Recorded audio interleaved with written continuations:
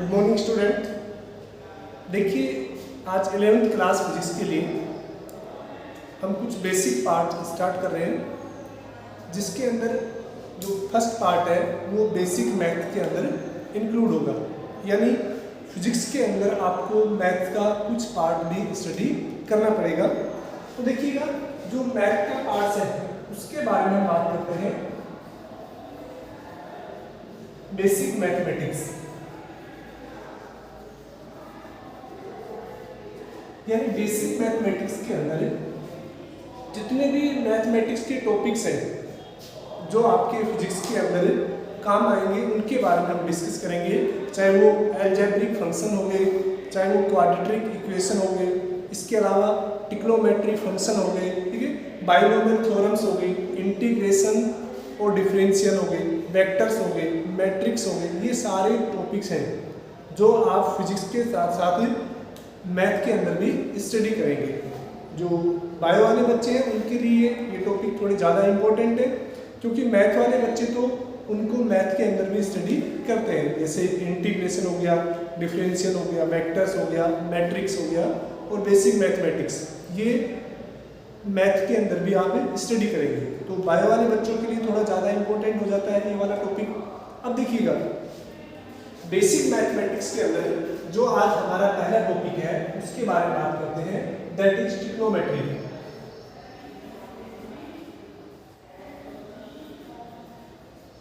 अब देखिएगा trigonometry function की बच्चों, ट्रिग्नोमेट्री फंक्शन के बारे में आप ऑलरेडी पढ़ चुके हैं 10th क्लास तक, ठीक है, कि there are 6 trigonometry functions like as there are 6 trigonometry function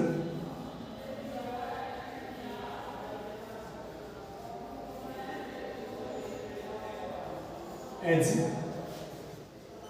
first trigonometry function is sine, second trigonometry function is cos, third trigonometry function is tan, next trigonometry function is cot, and second last is sec, and last is so there are 6 trigonometry functions as sine, cos, tan, cot, sec and cosec. These are studied in class 10th, and you know that you also study about the values of up to 90 degrees। यानी आपने 10th class में sin 90 तक या फिर cos 90 या tan 90 यानी जितने भी ये ट्रिग्नोमेट्री फंक्शन है इनकी 90 डिग्री तक, यानी जो वैल्यूज है 0 डिग्री से लेके और 90 डिग्री तक आप स्टडी कर चुके हैं, ठीक है। अब इसके बाद की अगर हम बात करें 11th 12th क्लास में या हायर स्टडीज़ में, आपको 90 से ज़्यादा वैल्यू भी क्या करनी पड़ेगी, सोल्व करनी पड़ेगी। तो उसके लिए हम कैसे करें, उसके बारे में बात करने से पहले एक बार मैं जो ट्रिग्नोमेट्री फंक्शंस की जो वैल्यू है उनको मैं आपको एक बार यहाँ पर रिप्रेजेंट कर देता हूँ कि जो साइन थीटा है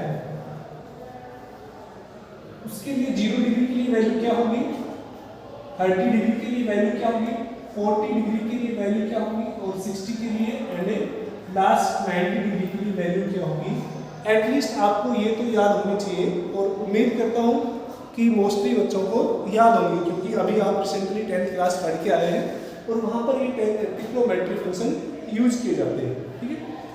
देखिएगा, ये जो वीडियो है ये दोनों CBSE as well as RBSE दोनों क्लासेज के लिए, इंग्लिश मीडियम के लिए है, क्योंकि 2021-22 से चाहे वो RBSE हो चाहे CBSE हो, दोनों ही बोर्ड के अंदर आपकी NCERT की बुक क्या की है, इस बार से अप्लाई की गई है। यानी जो आपके राजस्थान बोर्ड की जो बुक है, पहले जो राजस्थान बोर्ड की बुक चलती थी वो इस बार नहीं होगी, इस बार NCERT बुक ही अप्लाई होगी, चाहे वो राजस्थान बोर्ड हो या CBSE सेंट्रल बोर्ड हो, ठीक है। अब देखिएगा, अगर साइन 0 की वैल्यू की बात करेंगे, ठीक है, तो सभी को पता होगा कि साइन 0 की वैल्यू कितनी होती है, 0 होती है। क्लियर? इसके अलावा अगर हम बात करें sin 30 की वैल्यू होती है हाफ, sin 45 की वैल्यू 1/2 एंड sin 60 की वैल्यू होती है √3/2 एंड लास्ट 90 की वैल्यू कितनी होती है 1। क्लियर? इसके बाद देखिएगा अगर हम सेकंड ट्रिग्नोमेट्री फंक्शन की बात करें cos थीटा की, तो cos थीटा के लिए जो वैल्यूज होती है आप कैसे याद रखेंगे? ये जो वैल्यूज है इनको बैकवर्ड साइड से आप लिखना स्टार्ट कर दीजिए, यानी जो 90 है उसको यहाँ पर फर्स्ट में लिख देंगे, इसके बाद इस नंबर को यहाँ पे रख देंगे, इसको सेम यहाँ पे, ये नंबर यहाँ पे और ये लास्ट यहाँ पे। आपको क्या हो जाएगा? cos की वैल्यू अप टू 90 तक रिसीव हो जाएगी, जैसे कि 1√3/2, 1/√2, 1/2 and 0। That is the value of cos trigonometry function. ठीक है? Now we discuss about the value of tan theta. Here theta is any angle. It may be tan theta, tan A, tan B, tan X, tan alpha. ये जो theta है ये actual में angle है, ये कुछ भी हो सकता है। हम इसको जरूरी नहीं कि थीटा से लिखें, आप ए से भी लिख सकते हैं, बी से भी लिख सकते हैं। अब देखिएगा आपको पता होना चाहिए कि आप 10th क्लास में एक फॉर्मूला पढ़ के आए हैं कि tan theta that is equal to sin theta upon cos theta. यानी 10th क्लास में आपने एक फॉर्मूला पढ़ा होगा कि sin theta upon cos theta, यानी जो sin और cos की वैल्यू है अगर हम उनको डिवाइड कर देते हैं आपस में तो क्या होगा? आपके पास tan की वैल्यू मिल जाएगी। ठीक है? तो देखिएगा अगर 0 को 1 से डिवाइड करते हैं तो कितना आता है? 0 आता है। ठीक है? अगर 1/2 में 3/2 का डिवाइड करेंगे तो 2 से तो 2 कैंसिल हो जाएगा, यानी आपका कितना बचेगा? 1/√3। क्लियर? यहां से देखिएगा दोनों सेम वैल्यू है, अगर यहां से डिवाइड करेंगे तो कितना आएगा? 1 आएगा, दैट इज √3 एंड देखो 1 में अगर 0 का डिवाइड करेंगे दैट इज नॉट डिफाइंड। 0 में अगर 1 का डिवाइड करते हैं तो 0 होता है, लेकिन अगर 1 में 0 का डिवाइड करते हैं तो वो क्या आता है? नॉट डिफाइंड वैल्यू आती है। अब देखिए tan के बाद अगर हम बात करें cot की, तो cot के लिए कितना होगा? देखिएगा आप इसको वापस से लिख दीजिए, जो tan की वैल्यू है उनको बैक साइड से आप लिखिएगा, तो that will B not defined या इनफिनाइट √3 1 1/√3 एंड 0। क्लियर? तो that is value of cot। Next trigonometry function is sec theta. अब देखिए आपने 10th क्लास में जो sec थीटा के बारे में पढ़ा था कि एक फॉर्मूला होता है sec थीटा। sec थीटा होता है 1/cos थीटा। याद होगा ना आपको कि साइन होता है cosec थीटा के sec 1/cos और tan होता है 1/cot थीटा। क्लियर? देखिए sec थीटा के लिए हम क्या करेंगे? जो cos की वैल्यू है उसका रेसिप्रोकल कर देंगे तो आपके पास sec की वैल्यू रिसीव हो जाएगी। कैसे? देखिएगा cos है, इसका रेसिप्रोकल 1 का रेसिप्रोकल कितना होता है? 1 ही होता है।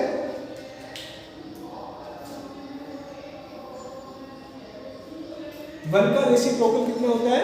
1 होता है। इसके बाद अगर हम बात करें 3/2 का रेसिप्रोकल करेंगे तो वो हो जाएगा 2/√3। Clear? If we make reciprocal of √2/1 that will be √2, next will be 2 and देखिएगा यहाँ पे कितना है? 0, तो 1/0 वो कितना हो जाएगा? Not defined. Clear? And last is cosec theta. अब कोसेक थीटा के लिए क्या करेंगे? इस वैल्यू को रिवर्स में लिख देंगे 2√2 एंड 1। क्लियर? तो देखिएगा ये आपके जो ट्रिग्नोमेट्री फंक्शंस थे उनकी वैल्यूज अप टू 90 तक आपको याद रखनी है। और उम्मीद करता हूँ कि आपको याद भी होंगी, क्योंकि इसलिए लिखवाई है। वैसे तो आप ये पढ़ चुके हैं, लेकिन अब ये बहुत ज़्यादा यूज में आएगी, क्योंकि हम जब 90 से ज़्यादा वैल्यू को फाइंड आउट करेंगे तो केवल हमें इन्हीं को याद रखनी है। हम और फॉर्मूले से उन नंबर्स को ब्रेक करके क्या करेंगे, 90 से ज़्यादा जो वैल्यूज़ हैं उनको फाइंड आउट करने की कोशिश करेंगे। तो एक बार इनको नोट करने की कोशिश करें।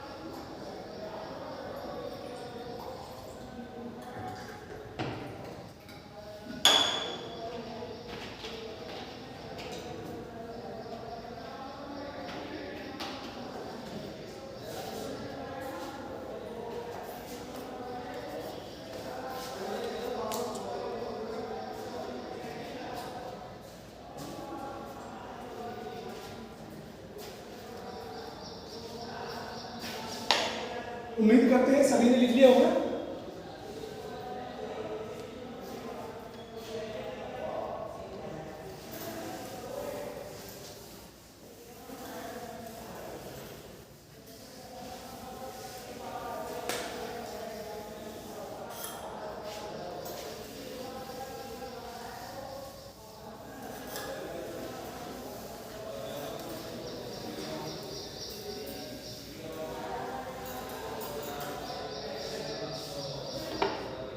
अब देखिएगा, हम इसके बाद थोड़ा ग्राफिकल रिप्रेजेंटेशन कर लेते हैं ट्रिग्नोमेट्रिक फंक्शन का, ठीक है।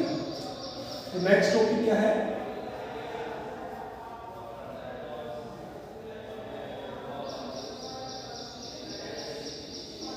Graphical representation of trigonometric function. यानी ट्रिग्नोमेट्रिक फंक्शन को हम ग्राफिकली कैसे रिप्रेजेंट करते हैं उसके बारे में हम बातें करते हैं। अब देखिए, ग्राफ के अंदर आपको पता होगा कि ये जो वर्टिकल लाइन होती है, इस वर्टिकल लाइन को हम वाई एक्सिस बोलते हैं, ठीक है ना। ये कौन सी एक्सिस होती है, वाई एक्सिस होती है, वाई से लेके और वाई एक्सिस। और ये जो हॉरिजॉन्टल लाइन होती है इसको हम बोलते हैं एक्स एक्सिस, एक्स से लेके और एक्स बेस, ठीक है। तो ये जो लाइन होती है इसको जहां ये दोनों लाइन जहां पे इंटरसेक्ट करती है वो होती है origin, zero and zero, clear. Origin क्या हो गया, जहां पर एक्स एक्सिस और वाई एक्सिस एक दूसरे को इंटरसेक्ट करती है। देखिएगा, ये जो प्लेन है ये प्लेन कहलाता है एक्स वाई प्लेन। ये कौन सा प्लेन कहलाता है, एक्स वाई प्लेन। यानी इस प्लेन के अंदर जो x की वैल्यू, यानी वैसे तो इसको फर्स्ट क्वाड्रेंट बोलते हैं, इसको क्या बोलते हैं, फर्स्ट क्वाड्रेंट ये वाला है, ये सेकंड क्वाड्रेंट होता है, ये थर्ड क्वाड्रेंट होता है और लास्ट फोर्थ क्वाड्रेंट होता है। जैसे हम एंटी क्लॉकवाइज चलेंगे, ध्यान रखना इस तरह से एंटी क्लॉकवाइज चलेंगे तो first quadrant x y plane, ठीक है। ये वाला भी y x डैश प्लेन होता है, ये x dash y dash plane और ये y डैश x प्लेन। अगर हम बात करें, ये जो एक्सिस है इसकी वैल्यू होती है 0 डिग्री, ये वैल्यू कितनी होती है, 0 डिग्री होती है। यहाँ पर जो वैल्यू होती है वो होती है 90 degree, that is 180 degree and 270 degree, again 360 और 0 degree, both are exist at the same axis. यानी एक कंप्लीट रोटेशन है वो किसके बराबर होता है, 360 डिग्री का रोटेशन होता है। अगर हम रेडियन के अंदर बात करें तो वो होता है 2 पाई के बराबर। अब देखिएगा, हम यहाँ पर अगर बात करें कि जो ट्रिग्नोमेट्रिक फंक्शंस है, ठीक है, ये फर्स्ट क्वाड्रेंट हो गया, ये वर्टिकल लाइन होगी। अब देखिएगा, आपको याद रखना है एक सिंपल सा rule, A S and C, ASTC। Clear? आप 2-3 बार याद रखेंगे। तो इसका मीन्स क्या होता है उसके बारे में हम बाद में बात करेंगे। पहले आपको फर्स्ट क्वाड्रेंट से स्टार्ट करना है और किस तरह से लिखना है, AST एंड C। तो इस ASTC का मीन्स क्या होता है इसके बारे में बात करते हैं। तो A stands for all, A stands for all, that means all trigonometric functions in first quadrant consist always positive values। यानी फर्स्ट क्वाड्रेंट के अंदर जितने भी ट्रिग्नोमेट्री फंक्शंस हैं उनकी वैल्यू हमेशा पॉजिटिव होती है। आपने 10th क्लास में पढ़ के आएंगे कि 0 से लेके और 90 तक जो वैल्यूज हैं उसमें सभी पॉजिटिव है, कोई भी वैल्यू है वो नेगेटिव नहीं है। क्लियर? यानी इसका मीन्स क्या हो गया, A फॉर ऑल, यानी जितने भी ट्रिग्नोमेट्री फंक्शन है कहाँ से 0 से लेके और 90 तक वो सारे क्या होते हैं, पॉजिटिव में होते हैं। क्लियर?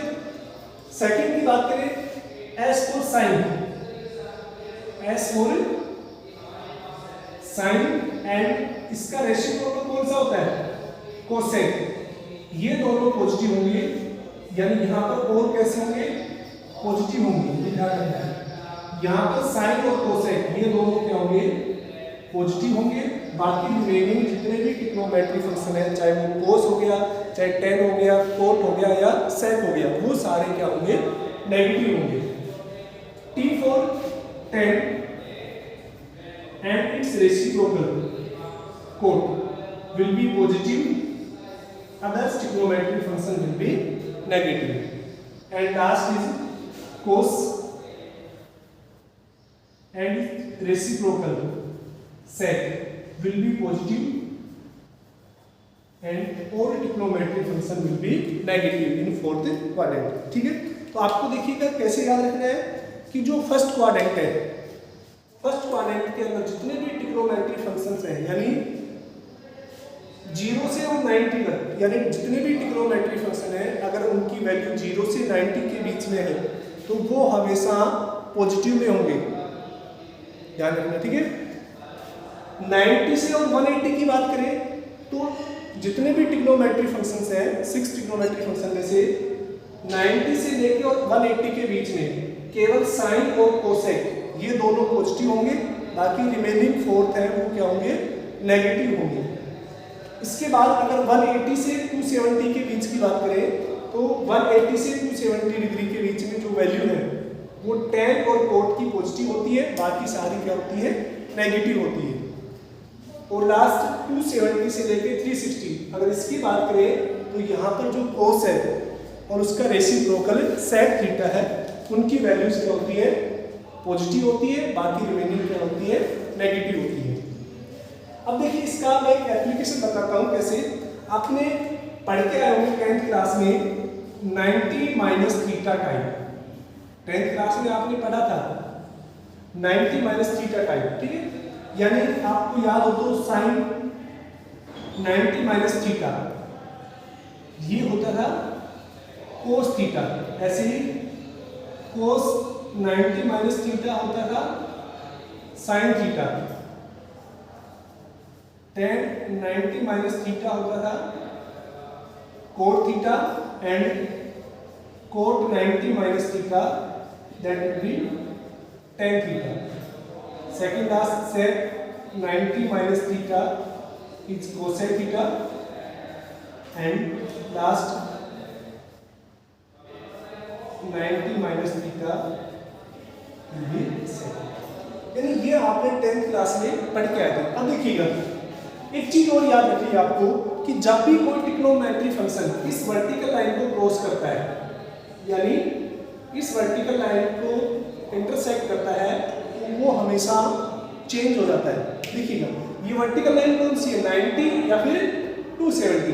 तो यहाँ पर देखिए अगर यहाँ पर 90 आता है या फिर यहाँ पर 270 आता है, या तो 90 या फिर 270 आता है, उस केस में ये देखिएगा साइन किसमें कन्वर्ट हो गया, कोस के अंदर कन्वर्ट हो गया। तो हमेशा ट्रिग्नोमेट्री फंक्शन चेंज होगा। यहाँ पर देखिए 90 है, उस 90 में से कोस किसमें कन्वर्ट हो गया, 10 के अंदर। तो ये ध्यान रखना है कि जब भी कोई ट्रिग्नोमेट्री फंक्शन इस वर्टिकल लाइन को क्रॉस करता है या इससे टकराता है, उसका फेस हमेशा चेंज हो जाता है। ठीक है, इसी को देख लीजिए 90 की वजह से सेक इसमें हो गया, कोसेक के अंदर ट्रांसफर हो गया। और ये यहाँ पर देखिएगा, ये जितनी भी वैल्यू है, आप जितनी भी वैल्यू देख रहे हैं यहाँ पे, ये सारी वैल्यू पॉजिटिव है। सारी वैल्यू कैसी है?